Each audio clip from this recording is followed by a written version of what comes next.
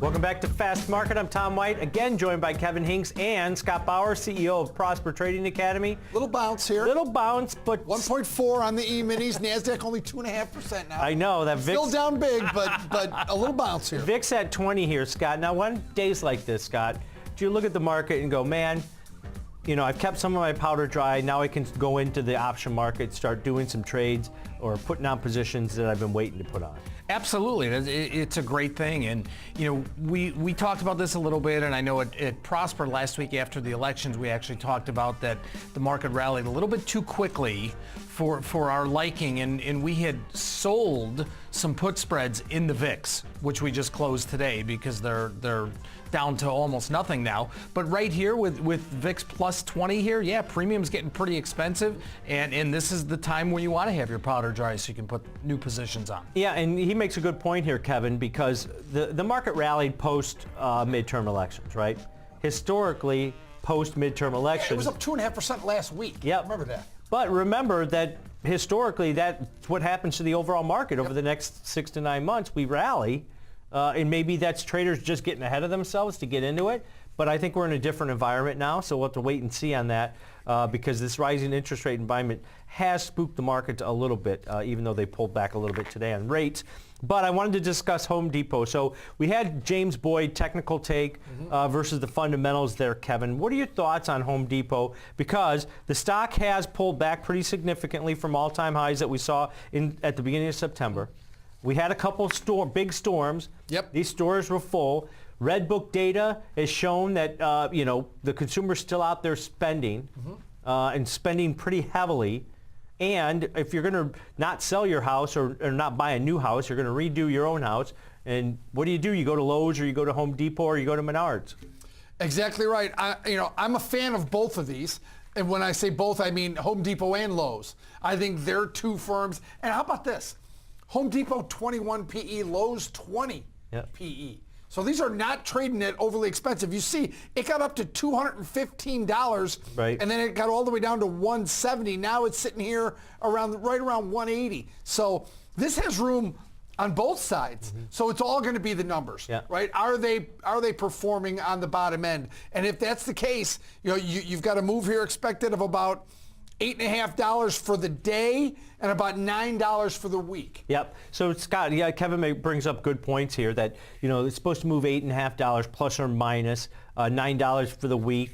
Volatility is elevated in this particular name, but what if they have good numbers? And we've seen this quarter where EPS beats on the high end, revenue beats, but they get a little bit cloudy.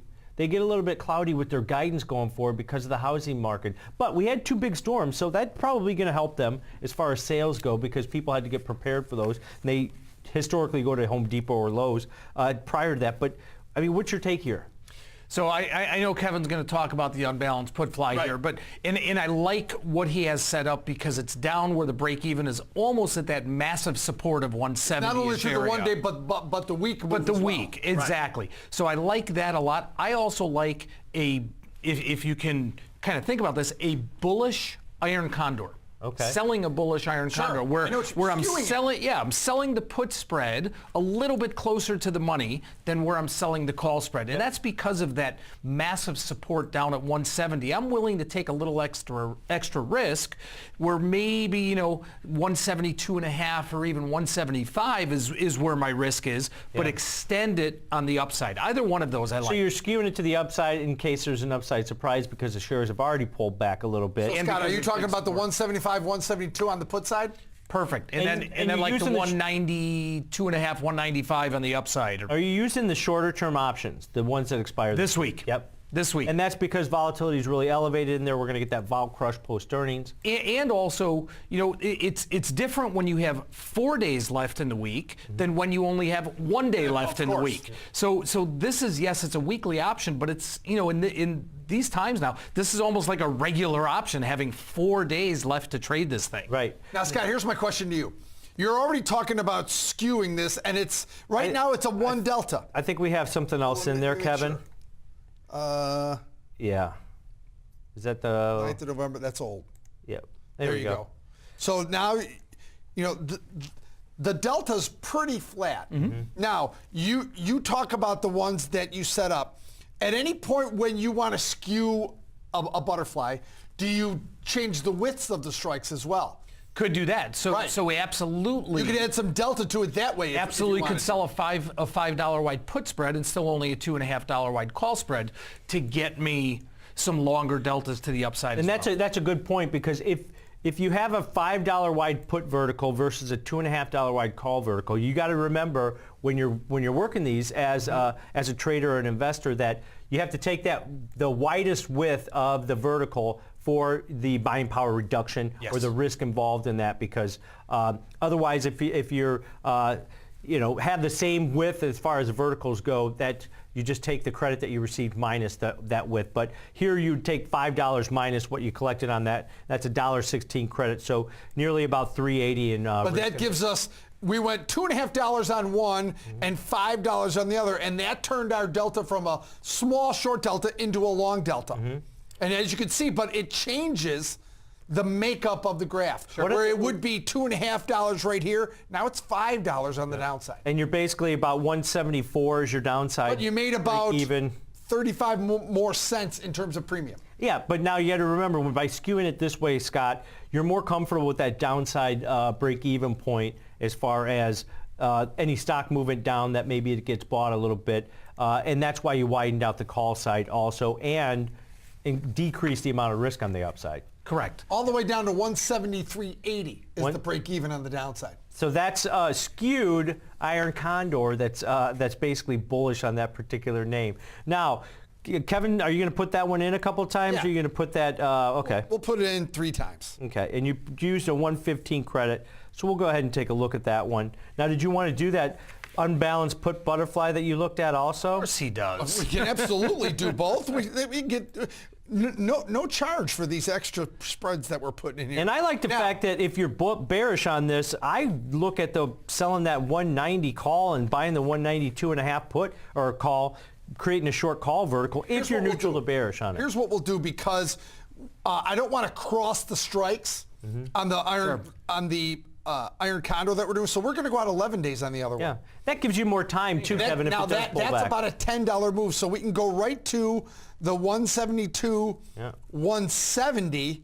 Let's see if that's enough premium to do it on.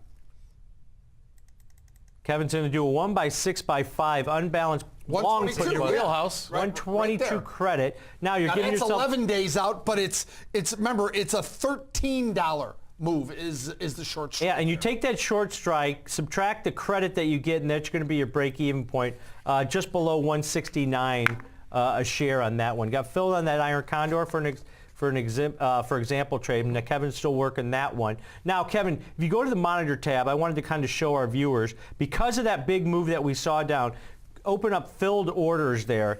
Because what I did was I adjusted a couple positions this morning as the market was taking a dive here. We were short a call vertical in Tesla on that big rally post earnings, Kevin, 370, 375. We sold that call vertical for, I think, just over $1. And what I wanted to do was I closed it for 30-cent debit this morning on the slide in the market. Now, why did I do that? Why did I just not keep it open? Because of the ability of what, Scott, if you can hit on this for me, Tesla moving more than $20, $30 in a day. Take the risk off, book your profits, reduce your overall margin now, because and get back some of your buying power. And in this marketplace, you're going to find something somewhere else to make an investment. Especially a stock like Tesla that can rip. Why not take good percentage winners and lock them in? And especially when you're selling verticals. And I always think about it this way. If I sell a vertical for $1 and I close it for 30 cents, the most I can make on that is $1, right? But if I close it, take my 70 cents in profit, the amount of profit on a percentage basis versus what I could have made just makes sense to take that 100%. It's the right risk management. Yep. And we also did that same thing, Kevin, on that monitor tab with the Amazon short call vertical that we had on in there. Bought that one in as well. Bought that back for 20 cents. Now, remember, Amazon rallied actually above our short vertical on that big, strong rally that we saw last week. So that's another one where I closed it based on the more than 4% move that we're seeing. Trade the ebb and flow of the market to move your ebb and positions. flow. And you know what? A lot of people, when they sell a vertical, what's your take on this, Scott? When somebody sells a vertical for $1, they want to collect that whole dollar. What do you tell clients? Wrong mindset. Yes. Wrong mindset. There are sometimes work can work, but it shouldn't be Bible. Not that it can't work. Yeah. It may work, but you cannot have that mindset. I mean, if you're going into trades thinking that you're going to capture 100% on every single trade, that to me is a recipe for disaster. Well, you know what I equate that to is swinging for the fences. And if you keep swinging for the fences, you're not going to be in the game very long. Think about it. Remember something. If you have a nickel left in that spread, you still have all the risk and no money to gain. Yep. All right, guys. Thanks to Scott Bauer, CEO of Prosper Trading Academy, and as always, Kevin Hinks. That does it for Fast Market. Tune in tomorrow at 10 a.m. Central, right here on the TD Ameritrade Network. Have a great day.